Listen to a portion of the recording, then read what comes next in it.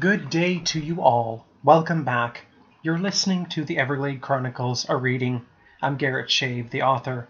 Today I'll be reading part 2 of chapter 8, A True Spruce Battle. The real battle is about to begin, but the forest has Isis on their side. Will they prevail? Let's find out. I could not climb trees, so I remained near the equipment for safety with Tyler and the forest's strongest teens. I was given a satchel of water balloons, some were, in fact, filled with condiments, and told to use them sparingly. A few girls were behind a rock climbing wall, filling more each minute, but if I ran out, I would have to run to them to refill my bag. Matthew up there told me about how the forest children used water balloons filled with mustard and ketchup to attack Christopher the Great, Tyler told me. While the tactic did not work entirely, it sure sent the message. I am hoping Venus will be different. She is a prissy queen, a girl named Hallie explained. She'll be disgusted when her army comes back stinking of ketchup and molasses. We can only hope, I said smoothly. We then prepared for the attack. Tyler had sentries posted in the bushes, equipped with whistles. The first whistle was heard, which meant that the army was approaching quickly. 2 successive whistles meant that the army was in the forest. Tyler led the rest of us into an offensive position. Those tossing balloons were perched in keen locations that would be optimal and had the best outcome. One of the best things about the old jungle gym here was that it had lots of walls and a lot of nooks and smaller places to hide. The playground was also home to a tall rock climbing wall, which was the best defense. It had small holes where one would usually put their feet for holding as they climbed. The girls behind there could throw and toss balloons to their heart's content. I was standing within a circular raised compound that led to the slide stairway. This area was covered and had a full wall displaying a tic-tac-toe board. I could easily crouch and hide behind it. The stairway led up to the slide where Matthew and Christopher were perched. One could continue across a sturdy metal bridge and come to a small hideout. The hideout was where Tyler was crouching. I had been up there several times when I was little and remembered that there was a movable pirate ship steering wheel attached to one wall. We were all in place and I was standing with another child named Sam. She was probably 8 or 9 and couldn't stop admiring my outfit. "What's your real name?" she kept asking. I dismissed the question time and time again and told her to focus on what would be coming. She had a small beach bucket filled to the brim with water balloons near her legs, and I set my satchel down beside it. "If you run out, you can use some of mine," she said with a smile. "Thank you very much," I said with a grin. "Do you know Mark at all, or perhaps Gabrielle?" Gabrielle was a friend of mine. Gabrielle was the best duchess we ever had, Sam told me. Mark is kind and a good leader. I wish he had become our duke. But that will never happen now, will it? Most likely not, I sighed, for even if we win this battle today, the queen will not stop. Sam nodded and we listened for another whistle. I held my breath and another whistle followed. The army had entered the forest. Soon we would hear the sounds of war, the cries of boys and girls falling from the trees, the echoes of water balloons making contact. "Are there any physical soldiers in the forest, or are they all up in the trees?" I hollered to Matthew. "About 90% are in the trees," he replied. "Some go on the offensive. Good planning," I mumbled. "Here they come," Matthew yelled suddenly. Little Sam shrieked and ducked. I was startled but kept my position. Looking out into the forest, I could see some children running. A few were soaking wet but kept battling. "Fire!" I hollered. Sam and I barraged a few with balloons, soaking them. Some had come close enough I could tell what color their eyes were. As soon as some were launched with ketchup, they retreated. "There are hordes of them," Chris gasped, tossing water balloons left and right. It was true. Dozens and dozens more came rushing from the woods. A few were riding in on mountain bikes. I looked over at the rock climbing wall, noticing that the girls were fighting for their lives. "They've been compromised," I heard someone yell. Troops surrounded them, aimed their cap guns and fired. I had no time to look. There were soldiers pushing towards Sam and me. I dropped ketchup balloons on one kid, which made him scream. "We are going to lose," Sam panicked, tossing 2 balloons at once. I panted as they entered the circular enclosure, climbing over the twig and branches we had piled. "We have to go," I said to her, running up the stairwell. The compound was overwhelmed with forces now, like a gushing flood of water. I forced Matthew down the slide. "Retreat," I told him as we slid. "We have lost." "The balloons are not powerful enough," another teen yelled, fencing with a rabid girl. "To Tyler!" Matthew yelled, waving his sword. I made a mad dash for the bushes and Sam followed quickly. We darted under some brush and watched as the troops stormed the hideout. "There's Lord Schuyler," I gasped. No one had noticed us, for we were safe to watch the horrors. Schuyler was wearing a long red cape and kept a smug look on his face. Tyler had retreated down a ladder next to the slide, but was cornered by the swordsman.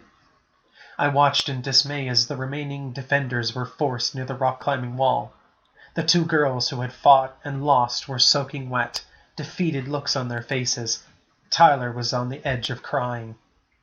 "Line them up against the wall," Schuyler ordered. "Oh no," I gasped. "Firing squad." "What?" Sam asked frantically. "What does that mean?" Before I could reply, Schuyler had the boys and a few of the other girls lined up. His soldiers stood opposite them and began launching water balloons. The barrage of perhaps 100 balloons lasted less than a minute, but by the end, everyone was soaking. Matthew, Chris, and Tyler collapsed onto the gravel, exhausted and drenched.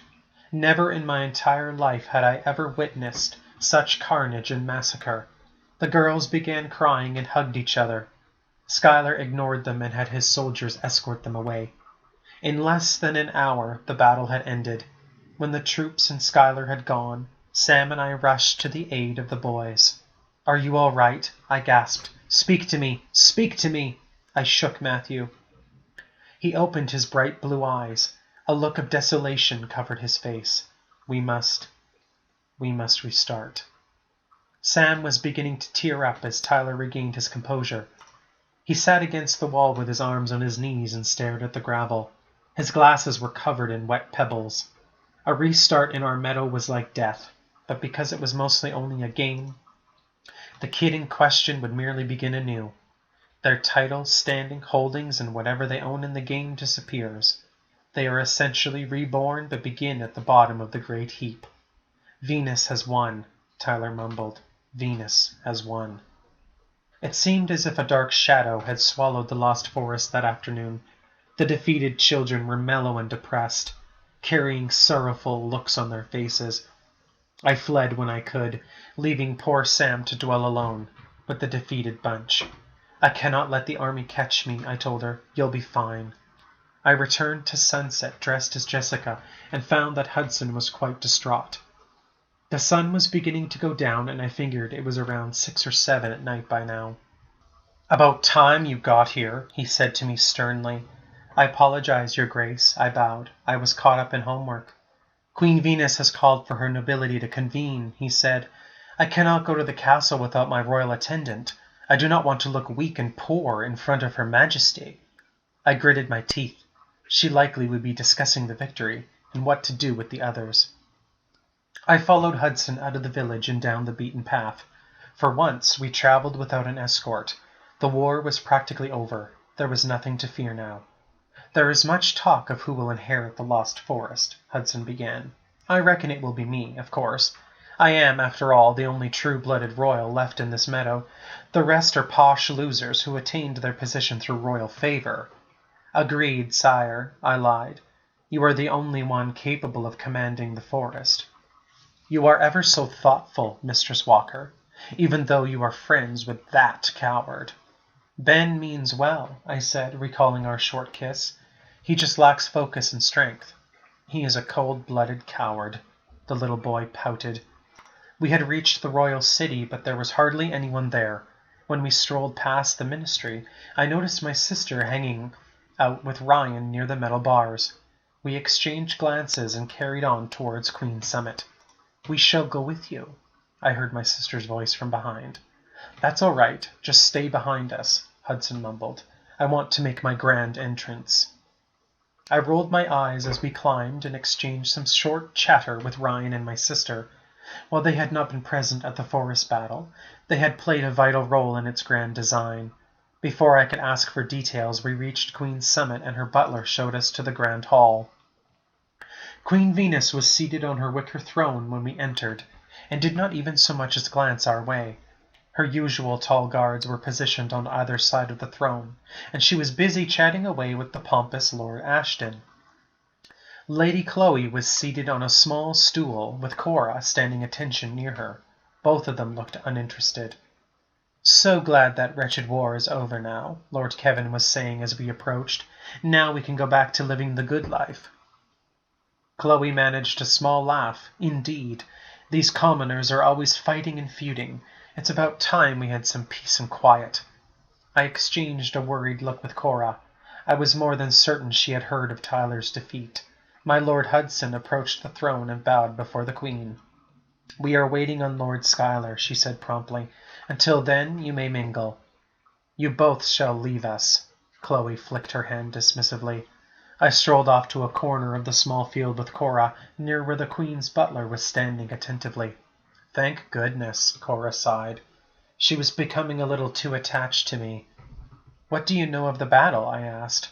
"I was away doing things."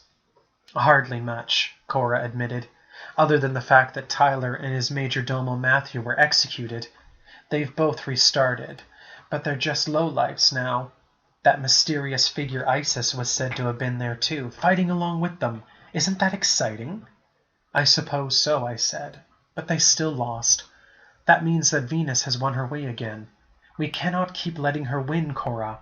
Something must be done. Surely Sassy Cassie has something planned."